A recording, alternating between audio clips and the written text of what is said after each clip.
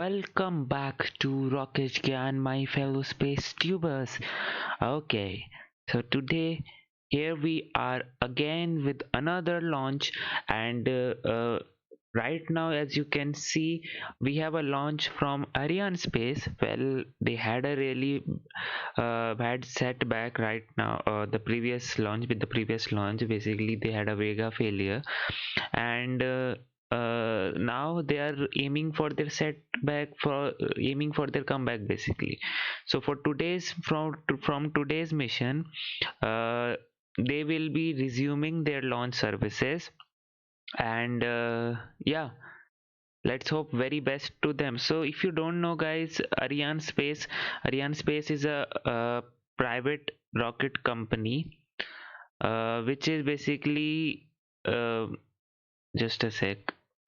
Yeah, so Arianespace is a private rocket company, which was the first private rocket company, world's first rocket company, which entered the commercial space business in 1980s. So it's a very old company, not made right now, and it is like ULA, which handles most of the launches of Europe, France, and all those European states basically.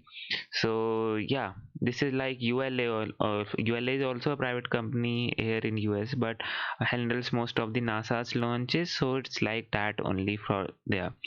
Okay, so that's about Arianespace. Now we can have a look at the Soyuz rocket itself. So the Soyuz is the medium class launcher which will be launching today the Falcon Eye 2 satellite. Okay, so the this is how Soyuz looks like. So obviously you must be knowing how it looks like, because it's a very reliable and old rocket, and yeah, they are launching their satellite on this rocket. So the payload to geo transfer orbit of this launch vehicle is 3.2 tons. The payload to sun synchronous orbit is 4.4 tons. So today the payload which it is having is the Falcon Eye 2 satellite, and that Falcon Eye 2 satellite is um, basically weighs around 1900 kgs. Okay, so maybe yeah, 1900 kgs, and this other weight is you can say occupied by the Fregat upper stage, because today this Soyuz is launching in that Fregat combination. So if you don't know are the stages what are the stages of this Soyuz rocket, so these are the boosters, good and all boosters, with this comprise of the Soyuz first stage. The Soyuz first stage is composed of four boosters that are assembled around the launcher's central core. It uses RD-107A engines and runs on oxygen, liquid oxygen, and kerosene as its fuel. It's Carolex basically. So yeah, that's the thing. And the first stage boosters burn for approximately 118 seconds, so you can say it's kind of their ISP. And yeah, that's the thing for the boosters. It looks really cool. Obviously, when it separates, it will really look very cool because of that Coriolis cross it forms during separation. So look out for that. Then we have the central core, which forms the first stage, or you can say the second stage for the central core booster. It runs on RD-108A engines, and it has this the one time is around 280 seconds, and uses first have its vernier, and its verniers are used for 3-axis flight control. So these are the verniers it uses for flight control. And yeah, this also runs on liquid oxygen and kerosene as its fuel. Then we have the interstage, wherein the second stage engine houses, then the third stage, sorry, the third stage engine houses, then we have the third stage. Then third stage uses RD-010 engine, while the STB features RD-0124 engine. So both are configurable, and this also uses that only liquid oxygen and liquid kerosene. That's the thing. Then we have the Fregat upper stage. This upper stage is basically used today. That's an optional upper stage which is used. This an upper stage is an autonomous vehicle, flexible upper stage to operate as an orbital vehicle. And it was used to, you can say, to provide access to a full range of orbits: medium Earth orbit, Sun synchronous orbit, geotransfer orbit, and Earth escape trajectories also. So today we have Sun synchronous orbit, which it is going for, and it uses UDMH and NTO as its fuel. These are the hypergolic fuels mostly for these upper stages, which is the last stage for their orbital correction or something like orbital insertions module. They like to use uh, earth storable propellants such as UDMH and NTO, because they can be reignited multiple times, and for these upper stage we need that. Okay, so yeah, that's the thing. So, was the payload built in UAE? Jacob asked. Yes. No, no, no, no. This was not built in UAE. This was the Falcon Eye 2 is a spy satellite for UAE armed forces, and this was built in collaboration with France and UAE, and most of the work was done by France. Okay, what we are launching today? We are launching next the Falcon Eye 2 satellite, which is a reconnaissance satellite for UAE armed forces. I'll have the payload and the mission profile pulled up for you guys. So this is the Soyuz flight VS-24 mission with Falcon Eye 2 satellite. So there was one Falcon Eye 1 satellite also, but the sad part is that was also a failure.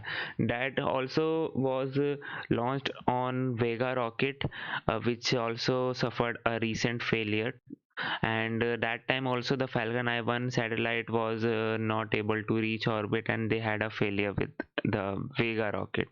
So after the failure, the UAE asked the Arianespace to shift the launch from Vega to a Soyuz, because obviously Soyuz is the good old most reliable rocket, and they know the success rate of it, and they don't want to take any more chances, and hence they chose this one. So for this one also, this was originally scheduled to be launched on March 2021, sorry, March 2020, but they had some issues with the Fregat upper stage. But the Russian scientists and engineer resolved that issue. But uh,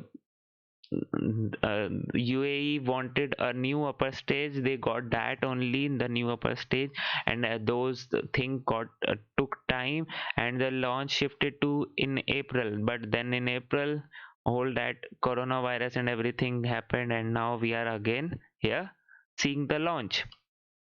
So this will be launched to a sun synchronous orbit of 660 kilometer. The customer is UAE, United Arab Emirates, and yeah, the Falcon Eye is a satellite which is equipped with an Earth observation payload with very high resolution optical capabilities, completed by a ground system for monitoring, receiving, and processing images. So you can see it's an Earth observation satellite. So that's why this is a flight. Sorry, this is a spy satellite. Yeah, that's what. Um, and yeah, the total mission duration is around 58 minutes, and we will be able to see most of the launch, if I'm not wrong, because I don't think so UAE had some issues with their launches. So let's hope. Now I'll have the official stream pulled up for you so that you can also have a look at it in just a few minutes. Until then, if you guys have any questions or so, you can just ask me, and we can have a chit chat and something like that. And yeah, that's what. Okay, so we can have a look at their launch kit also. That also provides some good information, although I have covered most of the information. So yes, the nominal mission duration is around 58 minutes 45 seconds. This is how the satellite looks like inside the Soyuz fairing, and the mass at the liftoff of the satellite is 1.1 or 1.19 ton, and yeah, this is the cross section for today's launch. Do we have the, yes, this is the mission countdown and the flight sequence which we are waiting for. So for the Soyuz at t minus 5 hours, meeting for the launcher fueling authorization happens at t minus, so right now we are at t minus 16 minutes. Right now we don't have any flight event, but at t minus 5 minutes 9 seconds the key on start will happen. The t minus 5 minutes Fregat upper stage will be transferred to the onboard power supply, and yeah, those things will happen. And then so look at the countdown and the flight sequence after liftoff. So after liftoff we have jettisoning of the boosters happening at 1 minute 58 second, almost at 2 minutes. Then fairing jettison at 3 minutes 59 second. The separation of central core at 4 minutes 47 second. The third stage separation is 8 minutes 48 seconds. So right now, as you can see, the third stage separation has happened, but the frigate burn happens at 9 minutes 49 seconds. So frigate stage separation, um, they have not basically have this on the their flight sequence. No worries. The after the frigate stage is separated, the burn is there, and when we have a cutoff, then we have the second frigate burn. Basically the first frigate burn is used to put that into a low earth orbit, and after that the second burn is used to put that into a sun synchronous orbit. And then finally we have the separation of the Falcon Eye satellite. But see, this is where the things get exciting. We have the third frigate burn without any satellite. So this frigate burn is used to deorbit the frigate stage so that it can re-enter the atmosphere. And then finally, when we have the third frigate burn cut off, the end of the Arianespace mission. That's what we have. Now we can we'll switch over to the official broadcast.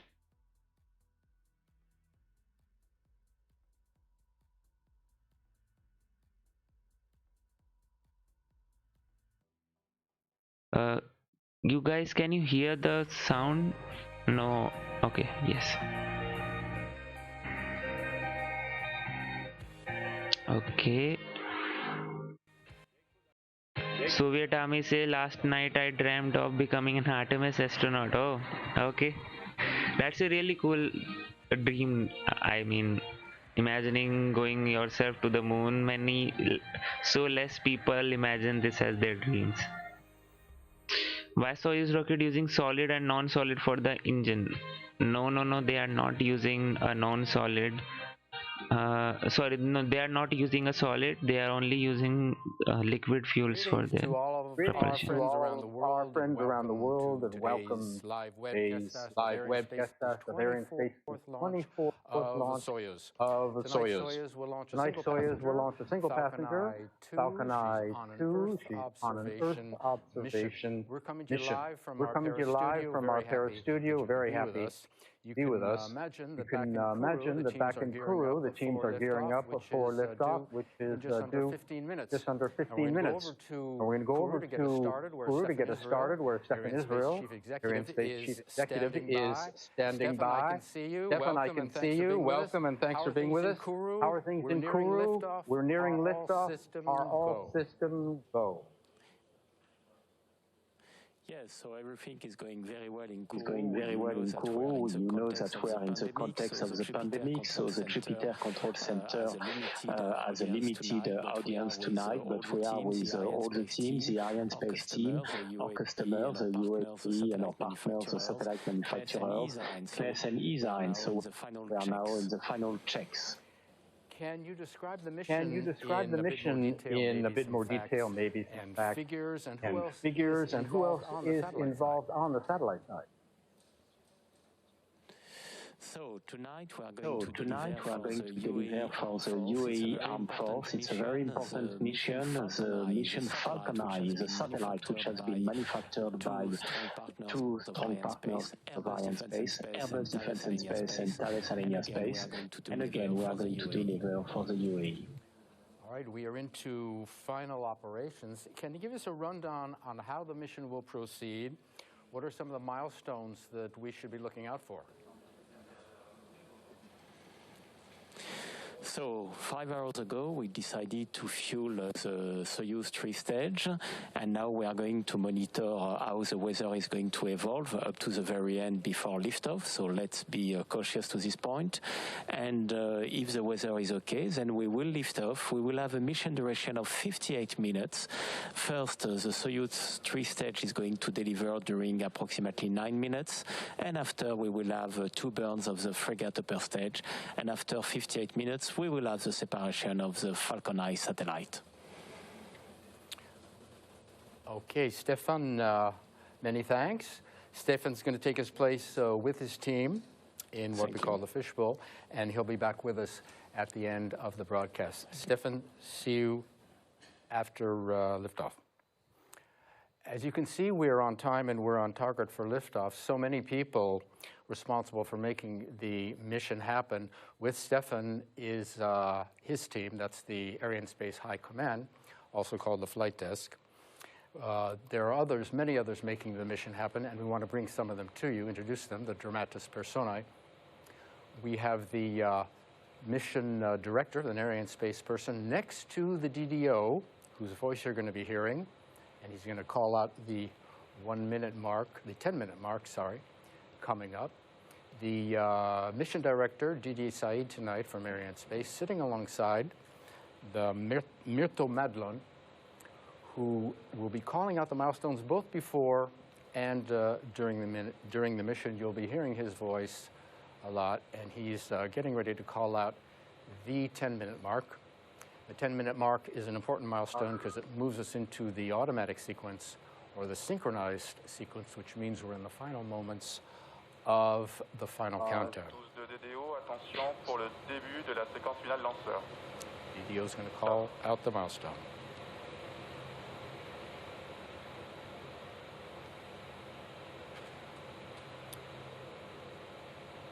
So guys, right now, okay, so for today we have a different host rather than that one which we usually have. The launcher, making her autonomous. And right on time, we want to welcome Romy Chevrier of Arianespace, who's Deputy Head of Mission Analysis at Arianespace. Welcome. Take a seat. I'll sit down with you. Tell us briefly what you do.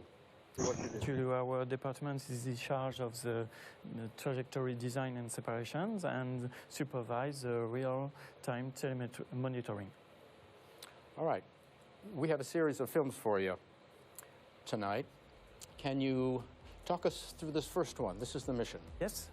This is the liftoff, and this will be the beginning of the atmospheric phase, which will end with the separations of the boosters. A few later on, there will be the fairing jettisoning, and then the extinction and the separation of the block A will happen. The block I will keep on accomplishing the missions until the heat extinctions. It will be the conclusion of the Soyuz ascent phase. Then it will be the first Fregat burn. After this burn, there will be a coasting phase, and during this coasting phase, there will be a whole of telemetry of around 32 minutes. After that, there will be the second Fregat burn in order to circularize the orbits and to reach the separation orbit. Then the separation of Falcon Eye will occur, but it will not be the end of the mission. Indeed, there will be another coasting phase in order to wait the deorbiting boost. During it, there is a download of the telemetry. After that, there will be the third bird to desorbit the Fregat. There will be another one download of the telemetry, and this will be the end of the telemetry and the end of this mission. Wow. Okay, so let me explain you guys. Actually, for the last burn, it was used to deorbit the Fregat stage. That's it, nothing else. But that's a fine addition. I think we're going to go over to Kourou again, and we're going to visit with Marie-Claire, who is the head of the CSG, the Guiana Space Center, the first woman in the role. She'll be with us shortly. CSG, of course, I think they have some in every launch, and Marie-Claire overseeing all of those activities. A lot of activities, of course. I see some problems. I mean, not problems exactly, but yeah. The broadcaster is and host is a different one today, so it's becoming a little bit weird. Okay, no problem. I can also see the green status panels behind you. Welcome. It all looks green. Is that the case? No, it's no, it's not the case. I can say that we have a raid for Meteo, and I think that the tentative will not be possible this evening, and we can try again tomorrow, of course. But for this evening, clearly the Meteo is not with us, and the in-flight lighting is too important. The risk of in-flight lighting is too important. What? What? A red in the weather, I think. Is that what we heard? A red in the weather. We're going to go over to Stefan Israel shortly. I don't know if we're going to be able to launch. According to Marie-Claire, there is something very weird happening Stefan, here. I think who is standing by, who can fill us in on some details if the weather is playing a part, is spoiling our plans. We will wait. I give the floor to Stefan. Can you tell us about what do you know about weather situations like this? That's life. Huh? Is it lightning? Is it? I know we can launch in the rain. Rain is not a problem. Yes. This unexpected event on weather belongs to some difficulties that we have to manage, and it depends what kind of weather event we have to couple with.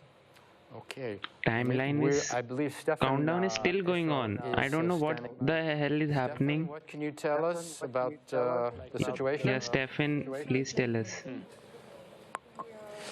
Yes, so as I told you, we have to monitor the weather up to the very last minute before liftoff, and we have a risk of in-flight lightning. It is one of the risks we are monitoring very closely with high altitude winds. The high altitude winds were okay tonight, but unfortunately we have this in-flight lightning risk, and it's not possible to fly tonight. So no problem. We are going to wait up to tomorrow exactly at the same hour, and we will make a new tentative tomorrow. The launcher and the satellite will be put in a safe mode. We just need to wait one more day, and then we will be back tomorrow for a new tentative, and it will be okay. All right, Stefan. Many thanks. You heard Stefan say risk of lightning moving the flight to tomorrow. We'll go again. The launcher, of course, it's important to note, is put into safe configuration, so the launcher and the satellites are in no danger. We'll try again tomorrow. Please join us same time, same place. In the meantime, thanks for being with us. Stay tuned. We'll see you tomorrow. Okay. Wow. Well, that was real quick.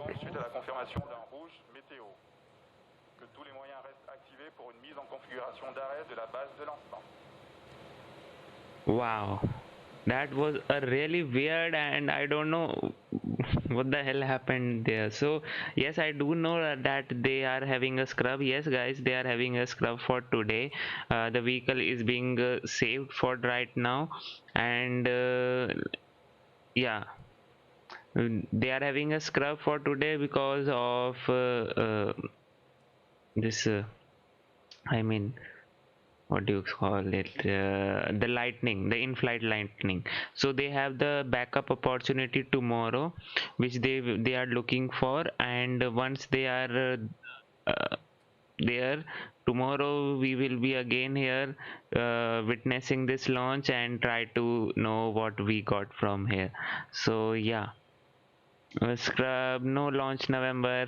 No, Jacob, that's not the case, because we had so many launches for this in November, but right now for this one, unfortunately we didn't.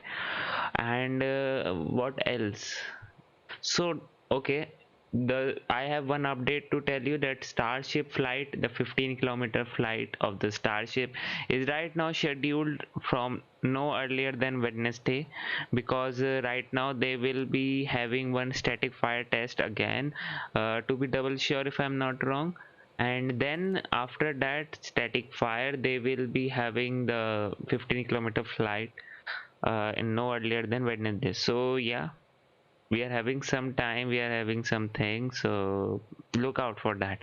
And yeah, so many people must have this question for this why Arianespace is launching Soyuz rocket. I mean, Soyuz have their rights to launch their rocket, right? But why Arianespace is launching them? So yeah, first of all, Arianespace operates from Guiana Space Center.